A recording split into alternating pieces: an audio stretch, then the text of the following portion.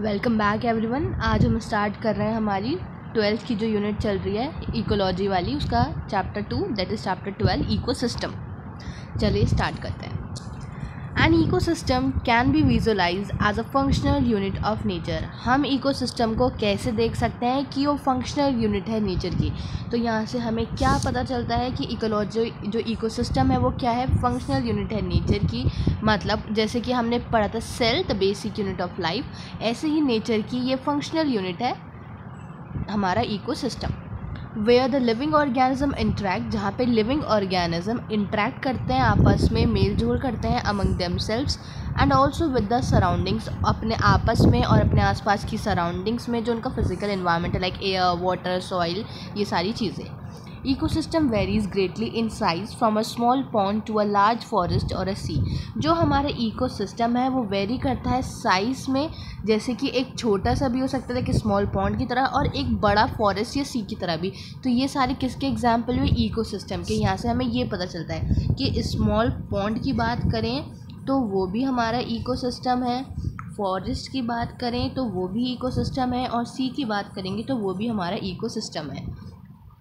Many ecologists regard the entire biosphere as a global ecosystem। अब बहुत सारे ecologist जो हमारा पूरा बायोस्फीयर है उसको क्या कंसिडर करते हैं, एक ग्लोबल इकोसिस्टम की तरह कंसिडर करते हैं।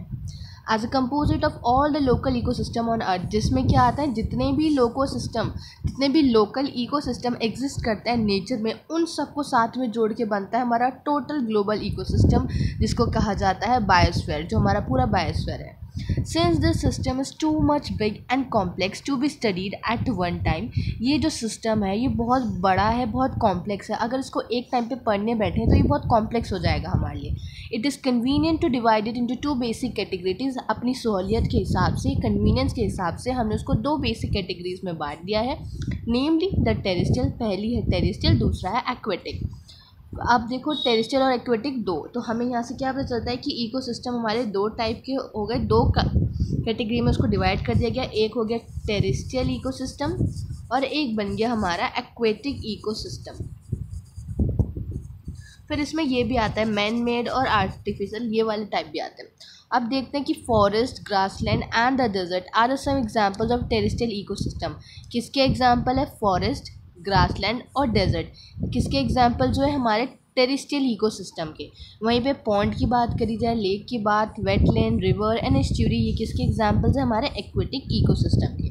अब देखो वही जो मैं बताई थी कि मैन मेड और नेचुरल वाली चीज़ें भी आती हैं, तो वो आगे इन्होंने बता दी है कि जो क्रॉप फील्ड्स और एक्वेरियम होते हैं मे ऑल्सो भी consider as a man made ecosystem. इनको क्या कंसिडर किया जाता है, मैन मेड इकोसिस्टम कंसिडर किया जाता है। We will first look at the structure of the ecosystem. हम सबसे पहले देखते हैं कि जो हमारा इकोसिस्टम है उसका स्ट्रक्चर कैसा है। In order to appreciate the input, क्या अप्रिशिएट करने के लिए, इनपुट मतलब प्रोडक्टिविटी, जो भी एनर्जी सबसे लेवल पे बन रही है, जो प्रोड्यूस कर रहे हैं, that is productivity. Transfer of energy, फिर वहाँ से एनर्जी हमारी ट्रांसफर होती है through food chain, web, nutrient cycle, इन सब के थ्रू। एंड द आउटपुट कैसे होता है, डिग्रेडेशन के फॉर्म में और एनर्जी लॉस के फॉर्म में। तो अब हम ये क्या है, इसका स्ट्रक्चर है बेसिकली इनपुट प्रोडक्टिविटी कौन करवाएंगे, प्लांट्स। जो प्लांट्स होते हैं वो क्या करते हैं, थ्रू फोटोसिंथेसिस एनर्जी प्रोड्यूस करता है, फिर वहाँ से वो ट्रांसफ़र होती है एनर्जी, हम हर्बीवोर्स होते हैं वो खाते हैं। फिर जो मतलब फर्स्ट ट्रॉपिक लेवल जो है वो हमारे कौन हुए, प्लांट्स हुए। सेकंड ट्रॉपिक लेवल पे उसको जो उनको कंज्यूम करेंगे तो वहाँ से स्टार्ट क्या होगा, एनर्जी का ट्रांसफ़र स्टार्ट होगा। एंड द आउटपुट क्या हो गया, जैसे कि इंसान, जैसे जो डेड एंड डिकेइंग मैटर, ये सारी चीज़ें हैं, जब वो डिग्रेड होता है, टूटते हैं, डिकम्पोजिशन होता है, तब क्या होता है, एनर्जी लॉस होता है। तो we will also look at the relationships, हमें ये सारे रिलेशनशिप्स भी देखेंगे, साइकिल्स, चेन्स, वेब्स कैसे होती हैं, that are created as a result of these energy flow. अब कोई पूछ ले कि साइकिल, चेन और वेब कैसे बनी है, अगर कोई चीज़ एनसीईआरटी में मेंशन है तो तुम ये मान के चलो कहीं से भी कोई भी लाइन से क्वेश्चन आ सकता है। तो तुम्हें पूरी अपने नाक, कान, आँख सब खोल के एक एक लाइन पढ़नी है, ताकि कभी भी क्वेश्चन आए तो तुम एकदम उसको सॉल्व कर पाओ। तो देखो अब इन्होंने कहा कि साइकिल, चेन और वेब कैसे बनी, किसके लिए बनी, किसका रिजल्ट है, कि जो एनर्जी फ्लो हो रहा है सिस्टम में उसी का तो रिजल्ट है कि साइकिल, चेन्स और वेब्स बन रहे हैं। तो यहाँ से क्वेश्चन पूछने को पूछ सकता है कि क्यों बने, किसका रिजल्ट है, तो ये एनर्जी फ्लो का रिजल्ट है जिसकी वजह से साइकिल, चेन और वेब्स क्रिएट हुए within the system and their interrelationships. आओ आगे कंटिन्यू करते हैं। Ecosystem structure and the function. अब हम पढ़ते हैं कि इकोसिस्टम का स्ट्रक्चर कैसा है और फंक्शन वो क्या काम करता है। इन अर्लियर क्लासेस, पहले की क्लासेस में, you have looked at the various component of the environment, abiotic and the biotic. आप पहले क्लासेस में अपने बचपन से पढ़ते आए हैं कि दो टाइप के कंपोनेंट्स होते हैं हमारे इन्वायरमेंट में, एबायोटिक एंड बायोटिक। एबायोटिक में आता है लाइक हमारे सन हो गई, वाटर हो गई, विंड हो गई, सॉइल हो गई। अबायोटिक में आ जाता है लाइक इंसेक्ट, बीज, एनिमल्स, प्लांट्स, ये सब क्या है, बायोटिक कंपोनेंट्स हैं। तो इन्वायरमेंट के दो कंपोनेंट हुए हमारे, that is abiotic and biotic. You studied how the individual biotic and abiotic factor affected each other and their surroundings. आपको पता है कैसे बायोटिक और एबायोटिक फैक्टर अफेक्ट करता है एक दूसरे को और उनकी सराउंडिंग्स को। Let us look at these components in a more integrated manner and see how the flow of the energy take place within these components of the ecosystem. अब देखते हैं हम कि कैसे ये जो सारे कंपोनेंट और इंटीग्रेटेड और अच्छे से कैसे काम करते हैं और कैसे यहाँ पे एनर्जी का फ्लो होता है हमारे जो भी कंपोनेंट्स हैं इकोसिस्टम के उसके अंदर। Interaction of biotic and abiotic component result in a physical structure that is characteristic for each type of ecosystem. कि जब इंट्रैक्शन होता है, जब आपस में बायोटिक और एबायोटिक मेल जोल करते हैं कंपोनेंट्स, तो result in a physical structure, एक फिजिकल स्ट्रक्चर तैयार होता है जो क्या होता है, कैरेक्टरिस्टिक होता है हर एक टाइप का इकोसिस्टम का। तो पूछ ले what is the characteristic of each ecosystem, each type of ecosystem की क्या कैरेक्टरिस्टिक है। बेसिकली क्या कैरेक्टरिस्टिक हुई, इंट्रैक्शन होना बायोटिक और एबायोटिक कंपोनेंट्स के बीच का, ये क्या है, इसका कैरेक्टरिस्टिक है और ये फिजिकल स्ट्रक्चर है। Identification and enumeration of a plant and animal species of an ecosystem give its species composition. ये कह रहे हैं जब आप आइडेंटिफाई करोगे किसी भी स्पीशीज़, मतलब अगर तुम किसी भी जगह पे गए तो जब तुमने उसको वहाँ पे देखा तो किसी भी कैसे बताओगे कि वहाँ पे जो इकोसिस्टम है वो रिच डाइवर्सिटी का है, कम डाइवर्सिटी का है। तो बेसिकली वहाँ पे जो क्या होगा, वहाँ की स्पीशीज़ को देख के, वहाँ की स्पीशीज़ को पहचान के कि वहाँ पे वैराइटीज़ ऑफ स्पीशीज़ हैं, उनका एन्यूमरेशन करोगे। बेसिकली एन्यूमरेशन का मतलब होता है काउंट करना, किसी चीज़ की गिनती करना, या हिंदी में बोल सकते हैं हम गणना करना। तो आइडेंटिफिकेशन और एन्यूमरेशन प्लांट और एनिमल स्पीशीज़ का ऑफ इकोसिस्टम क्या देता है, उसका स्पीशीज़ कंपोजिशन देखता है, उनको पहचानना और उनकी गिनती करना। तो उससे क्या चलता है कि वहाँ पे उनकी स्पीशीज़ का कंपोजिशन क्या है। Vertical distribution of different species occupying different level is called stratification. अब जो हम वर्टिकली डिस्ट्रीब्यूट करते हैं अलग अलग स्पीशीज़ को जो अलग अलग लेवल ऑक्यूपाई कर, जैसे फर्स्ट लेवल स्पीशीज़ यहाँ मिलेगी जो फर्स्ट टॉपिक है, फिर सेकंड टॉपिक पे यहाँ मिलेगा, थर्ड पे यहाँ मिलेगा। तो ये सब जो होता है बेसिकली ऐसे वर्टिकली डिस्ट्रीब्यूट करना है स्पीशीज़ को, दिस इज़ कॉल्ड स्ट्रैटिफिकेशन। और ये PYQ है, पूछा गया कि vertical distribution of different species को क्या कहा जाता है, स्ट्रैटिफिकेशन कहा जाता है। ये वर्टिकल डिस्ट्रीब्यूशन तो है डिफरेंट स्पीशीज़ का, और क्या करते हैं ये डिफरेंट लेवल भी ऑक्यूपाई करते हैं। फॉर एग्जाम्पल जैसे कि जो ट्री है ऑक्यूपाई करता है top vertical strata of the layer of the forest. अब मान लो ये जैसे कि फॉरेस्ट है तुम्हारा इस एरिया में पूरा, तो यहाँ ट्री है, फिर उससे छोटे पेड़ मिलेंगे शर्ब्स, फिर और छोटे मिलेंगे हर्ब्स, फिर ग्रासेस, ये सब मिलने वाला है। तो ये कह रहा है फॉर एग्जांपल मान लो ट्री जो है क्या ऑक्यूपाई करता है, टॉप सबसे ऊपर वाला वर्टिकल स्ट्रेटा और लेयर ऑफ द फॉरेस्ट। तो फॉरेस्ट में टॉप में क्या मिलेगा, ट्री, फिर क्या मिलने वाले तुमको, श्रब्स, उससे छोटे पेड़ पौधे, फिर उससे छोटे मिलेंगे हर्ब्स। तो ऐसे ये जो डिस्ट्रीब्यूशन है ना कि सबसे टॉप पे ट्री, फिर श्रब्स, फिर हर्ब्स, इसका ये एग्जांपल है स्ट्रैटिफिकेशन का। फिर श्रब्स हो गए and the second and the herbs and the grasses occupy the bottom layer, और सबसे लास्ट में क्या मिलने वाले हैं, हर्ब्स और ग्रासेस। ये सबसे नीचे क्या है, ग्रासेस।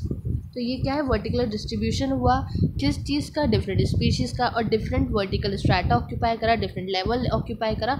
तो इसी को क्या कहा जाता है, स्ट्रैटिफिकेशन कहा जाता है। Now the component of the ecosystem are seen to function as a unit sorry The component of the ecosystem are seen to function as a unit when you consider the following aspects। कि अब जो components हैं, मतलब कुछ इसके components हैं जो मिलके वो पूरा ecosystem बना रहे हैं। तो जो ecosystem के components को हम देखेंगे as a function as a unit, जब वो मिलके काम करेंगे तो एक functional unit बना देंगे। तो पूछ ले ecosystem की functional unit कौन है।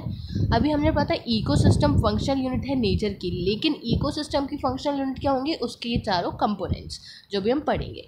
तो और ये PYQ पूछा गया कि इकोसिस्टम के कंपोनेंट्स क्या क्या है, उसके अंदर क्या क्या आता है। तो बेसिकली क्या क्या कंपोनेंट्स हैं हमारे इकोसिस्टम के, पहला है प्रोडक्टिविटी, फिर है decomposition, energy flow and the nutrient cycling. ये चारों हमारे क्या हैं, कंपोनेंट्स हैं हमारे इकोसिस्टम के, जो मिलके एक फंक्शनल की तरह काम करते हैं, एक फंक्शनल यूनिट की तरह काम करते हैं। To understand the ethos of an aquatic ecosystem, let us take a small pond as an example. अगर हम समझें कि अब हम एग्जाम्पल समझ रहे हैं कि क्या है, तो हम लेके चलते हैं इकोसिस्टम का। तो ये क्या बोलते हैं, to understand the ethos of a aquatic system. अगर तुम्हें एक्वेटिक इकोसिस्टम का ईथोस समझना है, ईथोस मतलब बेसिकली उसका कैरेक्टर, डिस्टिंग्विश कैरेक्टर, कि उसको वो औरों से अलग कैसे करेगा। तो इसका मतलब क्या होता है, ईथोस का मतलब होता है डिस्टिंग्विश कैरेक्टर, उसको अलग करने वाला कैरेक्टर। तो अगर तुम्हें एक्वेटिक इकोसिस्टम का ईथोस समझना है, कैरेक्टर समझना है, तो हम उसका एग्जाम्पल लेके चलते हैं कि स्मॉल पॉन्ड से। This is Fairlie self sustainable unit. क्या है सेल्फ सस्टेनेबल, जो अपने आप में खुद को चला लेती है, self sustainable unit. Rather simple example that explain even the complex interaction, एक सिंपल सा एग्जाम्पल जो एक कॉम्प्लेक्स इंट्रैक्शन को भी आसानी से समझा सके। That exist in an aquatic system, जो एक एक्वेटिक इकोसिस्टम में एग्जिस्ट करता है। A pond is a shallow water body in which all the above mentioned 4 basic component ecosystem are well exhibited. अब कह रहे हैं कि जो पानी है, क्या एक जो पॉन्ड है, एक शैलो वाटर बॉडी है, मतलब अ लिटिल डेप्थ, मतलब जो बहुत गहरा भी नहीं होता। शैलो का मतलब होता है थोड़ी गहराई वाला, अ लिटिल डेप्थ, ठीक है। तो जो पॉन्ड है एक शैलो वाटर बॉडी है, जो ज़्यादा गहरा भी नहीं है तो बहुत ऊपरी भी नहीं है, water body in which all the above, जितने भी मेंशन 4 बेसिक कंपोनेंट्स हमने पढ़े, क्या क्या पढ़े थे, productivity, decomposition, energy flow, nutrient cycling, ये चारों कंपोनेंट्स इकोसिस्टम के अच्छे से दिखते हैं। अब जो एबायोटिक कंपोनेंट है, अब इसको हम अलग कलर से हाईलाइट करते हुए चलते हैं। तो एबायोटिक कंपोनेंट है वो क्या है, वाटर है with all the dissolved inorganic and organic substance, जिसके अंदर सारे इनऑर्गेनिक एंड ऑर्गेनिक सब्सटेंसेस क्या है, अच्छे से डिजॉल्व है। And the rich soil deposit at the bottom, जो बॉटम पे, मान लो ये तुम्हारा पॉन्ड है, यहाँ बॉटम पे क्या है, सॉइल डिपॉजिट है, ये नीचे सबसे, फिर ये पानी है। तो एबायोटिक कंपोनेंट के अंदर क्या आ गया, पानी आ गया, उसके अंदर उसके ऑर्गेनिक इनऑर्गेनिक सब्सटेंस जो डिजॉल्व है, सबसे बॉटम पे सॉइल आ गई जो डिपॉजिट है, जो solar input, the cycle of temperature, जो सन की लाइट आ रही है वो टेम्परेचर, वाटर बॉडी का टेम्परेचर मेंटेन करेगी, day length and the other climatic condition regulate the rate of function of the entire pond. अब पूछ सकते हैं कि किस रेट से वो फंक्शन करेगा, ये कौन रेगुलेट करता है, तो ये सारी कंडीशंस रेगुलेट करती हैं। सोलर इनपुट क्या है, साइकिल ऑफ टेम्परेचर क्या है, डे लेंथ क्या है, और दूसरी climatic condition. The autotrophic component, अब हम देख रहे हैं कि ऑटोट्रॉपिक कंपोनेंट क्या है उसका। ऑटोट्रॉपिक जो अपना स्वयं खाना खुद बनाए, अपना खाना स्वयं बनाएगा, that is autotrophic. The autotrophic component include the phytoplanktons, कौन आते हैं उसके अंदर, फाइटोप्लैंक्टॉन्स आते हैं, सम एल्गी, कुछ एल्गी आती हैं। बेसिकली जो फाइटोप्लैंक्टॉन का मतलब होता है जो छोटे छोटे पेड़ पौधे, तुम ऐसे समझ सकते हो, जो तुम्हें वाटर बॉडीज में मिलते हैं, कुछ एल्गी और and the floating submerge and the marginal plant found at the edges. अब जो कोने पे तुम्हें ऐसे तैरने वाले पेड़, छोटे छोटे ऐसे फ्लोटिंग वाले पेड़, वो सब मिलेंगे कहाँ पे, एजेस पे। द कंज्यूमर्स, अब कंज्यूमर्स को किस तरीके से रिप्रेजेंट किया गया कि कंज्यूमर्स कौन है। The consumers are represented by the zooplankton। Consumer कौन है, जूप्लैंक्टन। तुम जूप्लैंक्टन मतलब छोटे छोटे मच्छियाँ ऐसे समझ सकते हो। The free swimming and the bottom dwelling forms, जो कैसे होती हैं, तो फ्री स्विमिंग होती है, बॉटम ड्वेलिंग की बिल्कुल नीचे बैठी रहती है, नीचे पाई जाएंगी। अब डीकम्पोजर्स, अब देखो हम सब पढ़ रहे हैं ना कि वहाँ पे प्रोडक्टिविटी थी, डीकम्पोजिशन था, न्यूट्रिएंट साइक्लिंग था, एनर्जी फ्लो था। तो अब डीकम्पोजर्स कौन कौन है, वह fungi, bacteria and the flagellates. कौन से स्पेशली और फ्लैजिलेट्स अबेंडेंट होते हैं, बॉटम ऑफ द पॉन्ड में, सबसे ज़्यादा कहाँ मिलते हैं, बिल्कुल पॉन्ड के बिल्कुल नीचे, यहाँ बॉटम पे तुमको मिलेंगे यहाँ पे। This system perform all the function of an ecosystem and of the biosphere as a whole, that is conversion of inorganic into organic material with the help of a radiant energy of the sun by the autotrophs। ये कह रहे हैं ये system perform करता है सारे functions ecosystem के और बायोस्फीयर के एज अ होल, पूरा जो भी है, दैट इज़ कन्वर्ट करना इनऑर्गेनिक को ऑर्गेनिक मटेरियल में कन्वर्ट करना, किसकी हेल्प से, रेडिएंट एनर्जी सन की, बाय द ऑटोट्रॉप्स। ऑटोट्रॉप्स मतलब क्या बता रहे हैं, ये फोटोसिंथेसिस बता रहे हैं, कन्वर्जन करना इनऑर्गेनिक को, लाइक वाटर, O2, इन सब का यूज़ करना बेसिकली कार्बन और वाटर का यूज़ करना। O2 तो हमारा प्रोडक्ट होता है, थ्रू फोटोसिंथेसिस मिलता है। तो कन्वर्जन ऑफ इनऑर्गेनिक मतलब वाटर को यूज़ करना, कार्बन को यूज़ करना, किस में चेंज करना, ऑर्गेनिक मटेरियल लाइक ग्लूकोज में चेंज करना with the help of radiant energy, किसकी मदद से, सन की मदद से, बाय द ऑटोट्रॉप्स। ऑटोट्रॉप्स मतलब प्लांट्स। फिर consumption of the autotrophs by the heterotrophs. अब ऑटोट्रॉप्स को हम जैसे हेटरोट्रॉप्स खा जाएंगे जो पेड़ पे डिपेंडेंट है। फिर डिकम्पोजिशन होगा उनका, फिर मिनरलाइजेशन होगा, mineralisation of the dead matter to release them back. अब जो उनके अंदर सारी चीज़ें थी ताकि वो वापस से नेचर में रिलीज हो जाए for the reuse by the autotrophs. कौन यूज़ कर ले, वापस से ऑटोट्रॉप उनको यूज़ कर ले। These events are repeated over and over. ये इवेंट्स क्या होते हैं, बार बार रिपीट होते हैं over and over again. This is unidirectional movement of energy toward the higher trophic level and dissipation and the loss. दिख रहा होगा तो ये क्या ऐसा है, यूनिडायरेक्शनल मूवमेंट है एनर्जी का towards the higher trophic level and its dissipation and the loss as a heat to the environment. तो इससे हमें क्या पता चलता है कि एनर्जी सिर्फ यूनिडायरेक्शनली फ्लो करती है, कभी भी ऊपर से नीचे नहीं आएगी, वो हमेशा नीचे से ऊपर की तरफ जाएगी towards the higher trophic level. और उसका डिसिपेशन लॉस होना किसके फॉर्म में होता है, हीट के फॉर्म में होता है एनवायरनमेंट। अब हम पहला कंपोनेंट पढ़ रहे हैं, that is productivity. A constant input of solar energy is the basic requirement for an ecosystem to function and sustain। अब क्वेश्चन आ जाएगा, ऐसे क्वेश्चन पूछ सकता है कि जो बेसिक रिक्वायरमेंट है क्या है किसी भी इकोसिस्टम की, काम करने के लिए, फंक्शन करने के लिए, अपने आप को सस्टेन जिंदा रखने के लिए, तो दैट इज सोलर एनर्जी। एक बेसिक सी चीज़ है लेकिन इम्पॉर्टेंट है कि क्या है, सोलर एनर्जी बेसिक रिक्वायरमेंट है किसी भी इकोसिस्टम को फंक्शन और सस्टेन करने के लिए।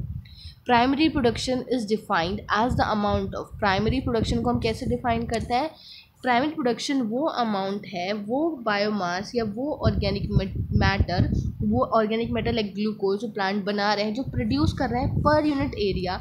मान लो ये फॉरेस्ट है, मान लो ये कितना 120 स्क्वायर मीटर स्क्वायर कवर करके रखता है, ठीक है, एरिया। अब इतने में जो पर यूनिट एरिया, इसका जो 1 यूनिट एरिया होगा उसमें कितना बन रहा है ओवर अ टाइम पीरियड, कुछ समय बाद, कुछ समय में, कि मान लो 1 घंटा, मान लो कि 1 घंटा हो गया, 1 घंटे में पेड़ ने कितना बना दिया 1 मीटर स्क्वायर एरिया में, ऐसा। तो प्राइमरी प्रोडक्टिविटी वो अमाउंट है बायोमास का या ऑर्गेनिक मैटर का। ये इंपॉर्टेंट है, क्वेश्चन आता है, इसको समझो कि प्रोडक्टिविटी कैसे डिफाइन की जाती है। प्रोडक्टिविटी वो अमाउंट है बायोमास का या ऑर्गेनिक मैटर का जो प्रोड्यूस होता है per unit area over a time period by the plant during photosynthesis.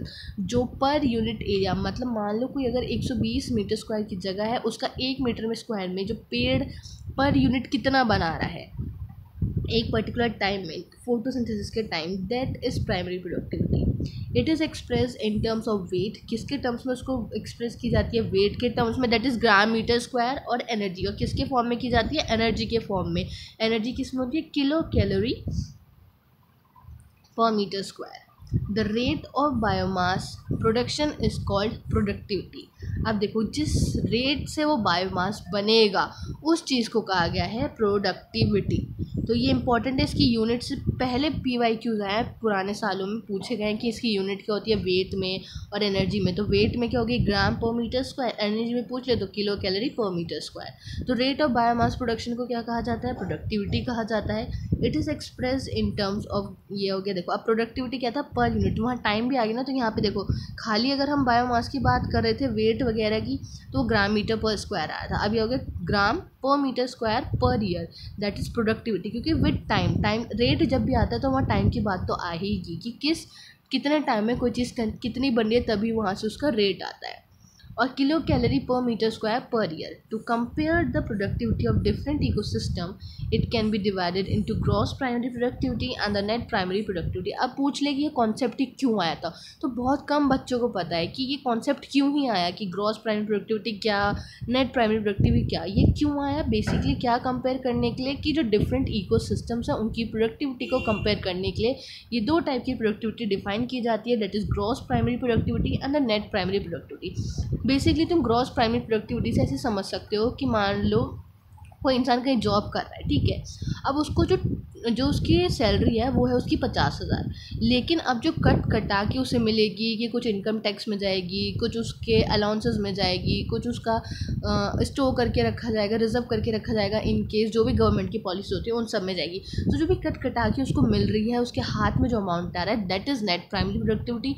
और जो उसका सम टोटल है कि हाँ डिसाइडेड है इसको इंसान को मंथली काम करने का 50,000 मिलेगा, that is gross primary productivity. और जो कटा के मिलेगी वो है उसकी नेट प्राइमरी प्रोडक्टिविटी। ऐसे ही पेड़ है, जो पेड़ बनाते हैं पूरी, वो है ग्रॉस प्राइमरी प्रोडक्टिविटी। फिर जो नेट प्रोडक्ट जो मतलब जितनी भी बचती है, जितना उनको यूज़ करनी थी अपना, जितना पेड़ ने काट वगैरह के दे दी कि भाई हमने बनाई है, कुछ हम अपने लिए भी रखेंगे, तो उन्होंने अपने लिए भी निकाल ली। और उसके बाद जो आगे दी एनर्जी फ्लो के लिए, हेट्रोट्रॉप्स को कंज्यूम करने के लिए, वो है होती है net primary productivity.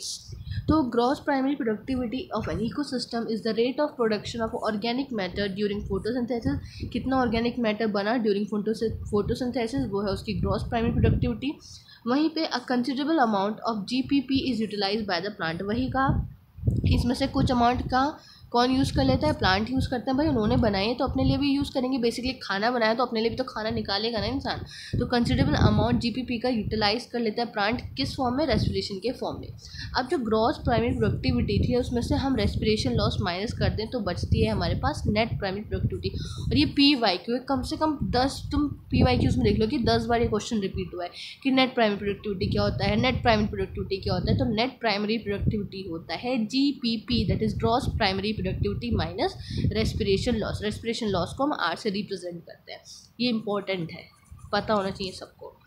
Net primary productivity is the available biomass for the consumption to the heterotrophs. वही मैंने अभी समझाया था कि जो पेड़ ने अपना खाना बना के अपने लिए निकाल लिया, यूज़ कर लिया, उसके बाद जो एनर्जी बायोमास बच गया आगे कंजम्पशन के लिए, यूज़ करने के लिए, हेट्रोट्रॉप्स के लिए, उसे कहते हैं हम नेट प्राइमरी प्रोडक्टिविटी। तो हेट्रोट्रॉप्स में हर्बीवोर्स और डिकम्पोजर्स सब आते हैं। अब सेकेंडरी प्राइमरी प्रोडक्टिविटी, अब नाम से समझ आ रहा होगा कि सेकेंडरी प्रोडक्टिविटी क्या है, सॉरी सेकेंडरी प्राइमरी नहीं, सेकेंडरी प्रोडक्टिविटी। सेकेंडरी प्रोडक्टिविटी क्या है, अब हमने हमारे को यूज़ करने के लिए क्या थी, नेट प्राइमरी प्रोडक्टिविटी हमने यूज़ कर ली, अब हमने अपना खाना ले लिया, अब उसके बाद जो बचा हमने आगे दे दिया, दैट इज़ सेकेंडरी प्रोडक्टिविटी। तो नेट प्राइमरी प्रोडक्टिविटी समझ आ गया। तो secondary productivity is defined as the rate of formation of new organic matter by the consumers। अब जो नॉ ऑर्गेनिक मैटर बना, किसने बनाया, कंज्यूमर्स ने बनाया, वो क्या कहलाएगा, सेकेंडरी प्रोडक्टिविटी कहलाएगा। Primary productivity depends on the plant species inhabiting a particular area. अब जो प्राइमरी प्रोडक्टिविटी है वो डिपेंड करती है कि प्लांट स्पीशीज़ किस जगह में, किस पर्टिकुलर एरिया में है। It also depend on a variety of environmental factors. Environment factors पे भी डिपेंड करती है, जैसे कि न्यूट्रिएंट्स की अवेलेबिलिटी कितनी है, फोटोसिंथेटिक कैपेसिटी कितनी है प्लांट की, इन सब चीज़ों पे भी डिपेंड करती है। Therefore in varies in different types of ecosystem, ये इसलिए वेरी करती है अलग अलग इकोसिस्टम में। The annual net primary productivity जो है पूरे बायोस्फीयर की अप्रॉक्सीमेटली कितनी है, 170 बिलियन टन। ये भी PYQ है, पूछा गया है कि कितनी है होल बायोस्फीयर की जो एनुअल नेट प्राइमरी प्रोडक्टिविटी बनती है। ये याद रखना, नेट है, नेट ना कि ग्रॉस। तो ये इंपॉर्टेंट है याद रखना कि नेट प्राइमरी प्रोडक्टिविटी बताई गई है हमको कितनी बनती है टोटल हमारी, that is approximately 170 billion tons. और ड्राई वेट में मेजर किया जाता है। ऑफ दिस, इसके अलावा जो despite occupy about 70% of the surface, the productivity of the oceans are only 55 billion. अब कह रहा है अगर कंपेयर कर लो तुम कि जो पेड़ पौधों से मिल रही है दैट इज़ 170 बिलियन टन्स, ठीक है, और वहीं पे ओशन की बात करें हम तो जो सबसे ज़्यादा 70% हमारे अर्थ की सरफेस को कवर किए रखा है वो कितनी बनाता है, सिर्फ उसकी प्रोडक्टिविटी है 55 बिलियन टन्स। तो rest of course is on land, और बाकी बची कुछ कहाँ से, लैंड से। तो जो क्या है इसका, ये कहाँ से आ रहा है, 170 बिलियन टन्स हमारी जो थी annual net primary productivity, sorry जो एनुअल प्राइमरी प्रोडक्टिविटी थी हमारी पूरे बायोस्फीयर की, दैट इज़ 170 बिलियन टन्स। वहीं पे जिसमें से कौन कंट्रीब्यूट करता है, हमारा जो ओशियन है वो सिर्फ कितना कंट्रीब्यूट कर रहा है, 55%, 55 बिलियन टन्स उसकी प्रोडक्टिविटी आ रही है। और दो वो सबसे ज़्यादा हमारे अर्थ का सरफेस को कवर करके रखता है। तो ये चीज़ याद रखने वाली है। और इसमें ये भी रखना है कि जो यहाँ पे प्रोडक्टिविटी की बात की गई है, किसकी, कौन सी बात की गई है, नेट प्रोडक्टिविटी बता रहे हैं, ना कि ग्रॉस। तो रेस्ट ऑफ कोर्स और बाकी बची कुची कहाँ से आती है, लैंड से आती है।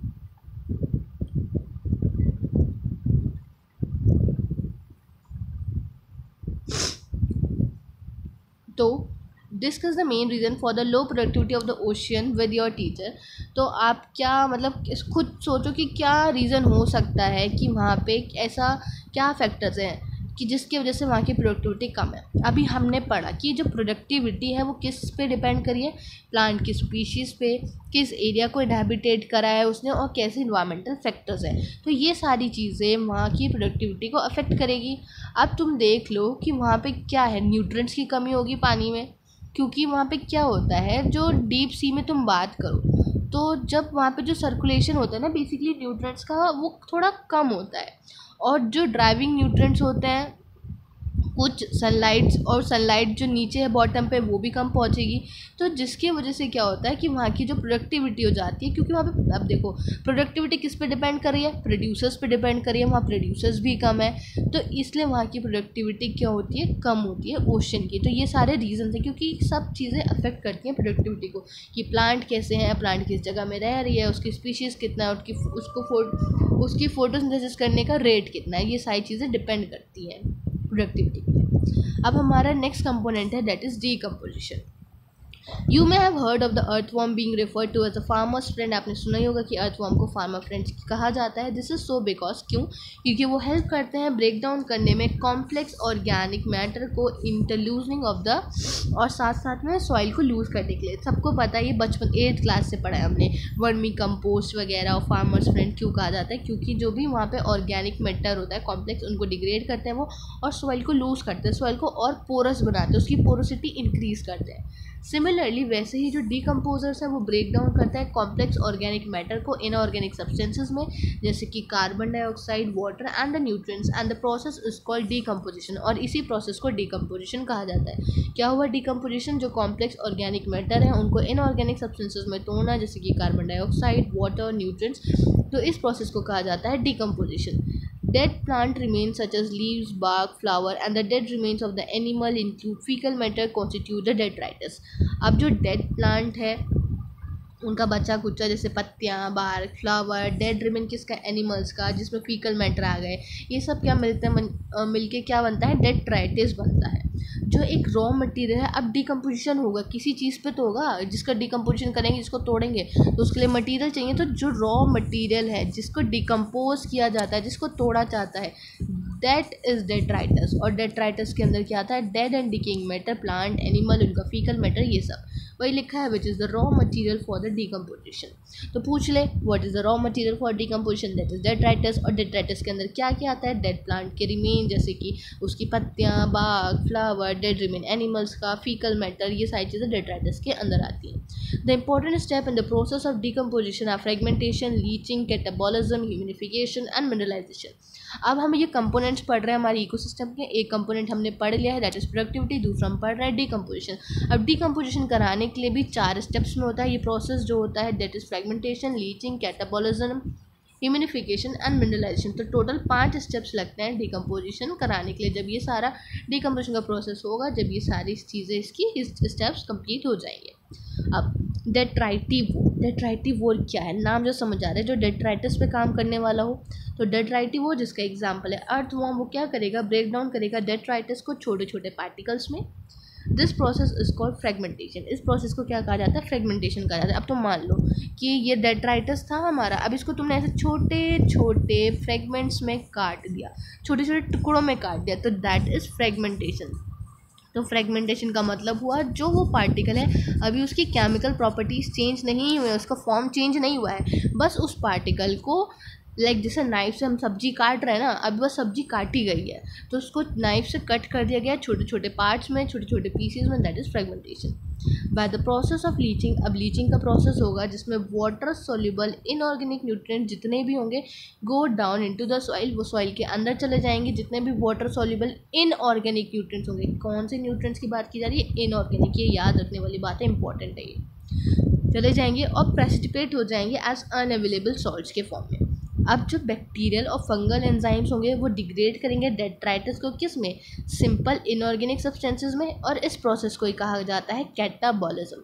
अब इसमें बच्चे बहुत कंफ्यूज होते हैं कि कैटाबॉलिज्म से भी क्या समझ लेते हैं कि छोटी छोटी चीज़ों में कोई चीज़ ब्रेक डाउन हो रही होगी, फ्रेगमेंटेशन भी वही है, उसको सेम समझते हैं। नहीं, मैंने अभी बताया फ्रेगमेंटेशन में उसकी केमिकल प्रॉपर्टीज़ चेंज नहीं हो रही हैं, उसको बस छोटे छोटे पीसेस में काटा गया है। वहीं पे कैटाबॉलिज्म में क्या होगा, बैक्टीरियल और फंगल एंजाइम उसको डिग्रेड कर देंगे। अब उसकी केमिकल प्रॉपर्टीज़ वहाँ पे चेंज होंगी, डिग्रेड करेंगे डेट्राइटिस को किस में, सिंपल इनऑर्गेनिक सब्सटेंस में, और इस प्रोसेस को कहा जाता है कैटाबॉलिज्म। आई होप समझ आ गया होगा डिफरेंस कि फ्रेगमेंटेशन और कैटाबॉलिज्म में क्या डिफरेंस होता है।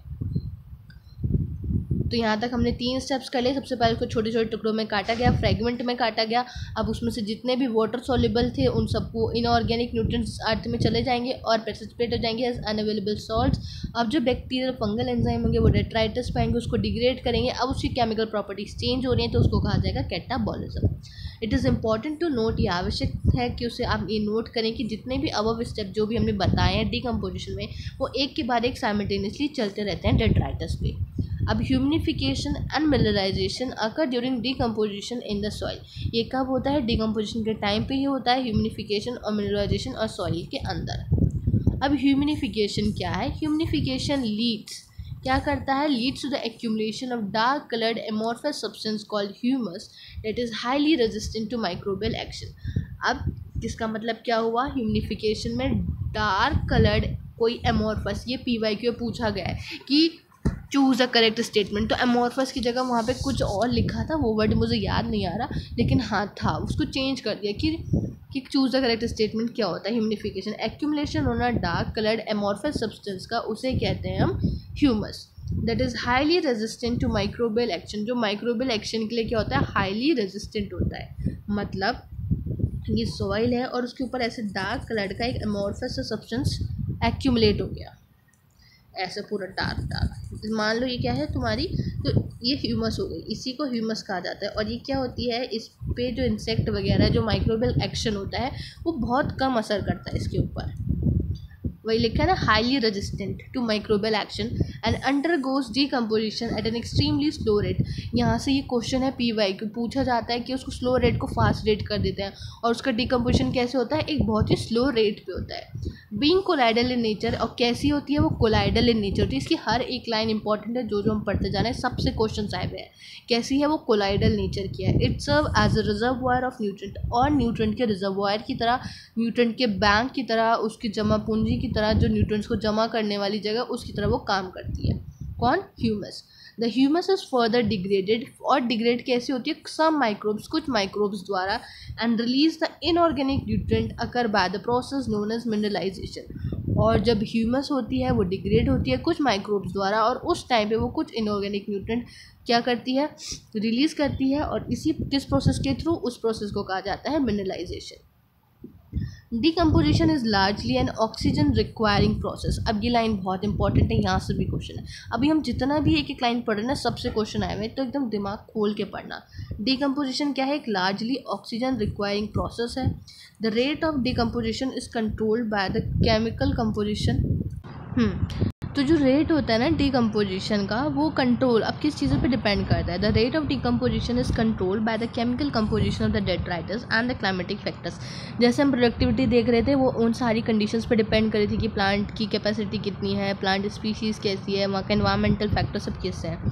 तो ऐसी जो डिकम्पोजिशन है वो भी डिपेंड करता है कि वहाँ पर जो डेट्राइटिस है उसका केमिकल कंपोजिशन कैसा है और क्लाइमेटिक फैक्टर्स कैसे हैं। तो यहाँ से भी PYQ आया हुआ है।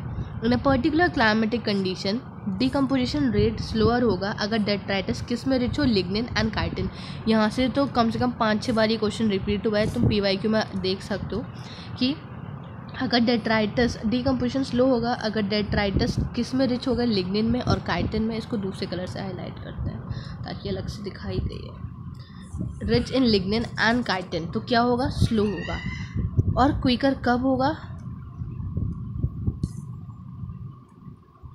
वहीं पे क्विकर तब होगा जब डेट्राइटिस किस में रिच हो, नाइट्रोजन में एंड वाटर सॉल्युबल सब्सटेंसेस जैसे कि शुगर्स।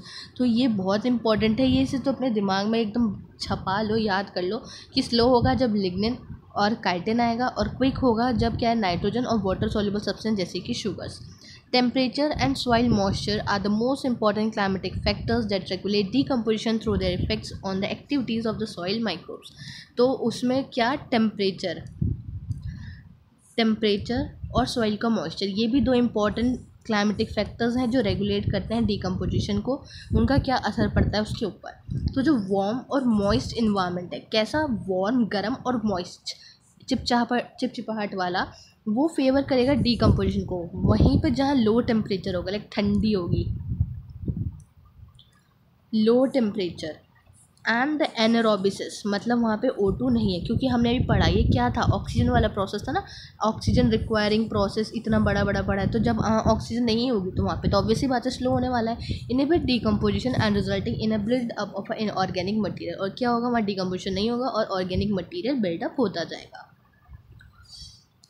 तो ये था हमारा डिकम्पोजिशन। अब हम पढ़ेंगे जहाँ पे एनर्जी फ्लो, इसको हम कंटिन्यू करेंगे नेक्स्ट वीडियो से। और देखो, ये कोई मत सोचना कि ये हम पुरानी NCERT से पढ़ रहे हैं, क्या अब जो नई NCERT होगी उसमें कितना ये चीज़ ऐड होगा, क्या इतना सफिशिएंट है, क्या पुराने में से तो नहीं आ जाएगा। नहीं भाई, हम 24 और 25 वाले से पढ़ रहे हैं। देखो, जो अब CBSE निकाल चुका है सेशन 24 एंड 25 के लिए, तो ये मटीरियल फिक्स है कि हाँ भाई इसी में से आना है। तो इसमें ये फालतू की चीज़ें नहीं सोचनी है कि इससे पढ़ें, पुरानी से पढ़ें, नई से पढ़ें। जो पढ़ा रही हूँ उससे पढ़ो। और अगर हमारे पास टाइम बचता है, और वैसे भी हम PYQ जब डिस्कस करते हैं तो जो मैं एक्स्ट्रा चीज़ें हैं जो पहले आती थी वो भी डिस्कस करती हूँ ना, तो वो चीज़ें वहाँ से कवर हो जाएंगी, इतनी टेंशन लेने की ज़रूरत नहीं है। तो अभी तुम्हारा फोकस होना चाहिए कि जो हमारे पास अभी नई NCERT है जो है उसी पे हम फोकस रहें, पूरा उसी को लाइन टू लाइन अच्छे से पढ़ें, याद करें, उसके क्वेश्चंस करें, ताकि उसमें से कोई क्वेश्चन आए तो कोई स्किप ना हो। इन केस बाहर से क्वेश्चन आ गया, हद से हद 2 या 3 क्वेश्चन आ गए, तुम छोड़ के आओ, उन्हें क्यों करने तुम्हें, तुम अगर गलत नेगेटिव से अच्छा छोड़ के आओ अगर बाहर से आ जाए।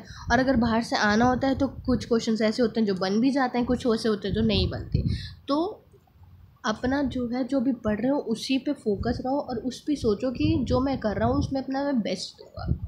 तो चलो नेक्स्ट वीडियो में कंटिन्यू करेंगे हम एनर्जी फ्लो से। तब तक यहाँ पे इसको रीड आउट कर लेना, कोई डाउट आए, कोई पॉइंट, कोई लाइन समझ ना आए, इसको खुद से दोबारा रीडिंग लगा के देखना, क्योंकि वो बहुत इंपॉर्टेंट है। जब हम खुद से रीडिंग लगाते हैं और जब कोई लगवाता है तो उसमें बहुत डिफरेंस होता है। जब तुम खुद से रीडिंग लगाओगे तो तुम्हें 3-4 लाइनें नहीं समझ आएगी, तुम उनको दोबारा पढ़ोगे। अभी एक बार पढ़ रहे हो फिर उसको दोबारा पढ़ो तो तुम्हें भले वो समझना है, लेकिन जब 1-2 बार पढ़ते जाओगे तो वो लाइनें तुम्हें समझ आती जाएंगी, जिससे क्या होगा, वो लाइन तुम्हें समझ भी आएगी, वो चीज़ तुम्हारे दिमाग में बस भी जाएगी, तुम फिर उसे कभी नहीं भूलोगे। तो कोई डाउट आए तो बता देना, I try to solve it. पूरा अच्छे से कोशिश करूँगी कि तुम्हारा डाउट क्लियर करूँ, सॉल्व करूँ उसको। मिलते हैं नेक्स्ट वीडियो में, तब तक के लिए thank you and bye bye.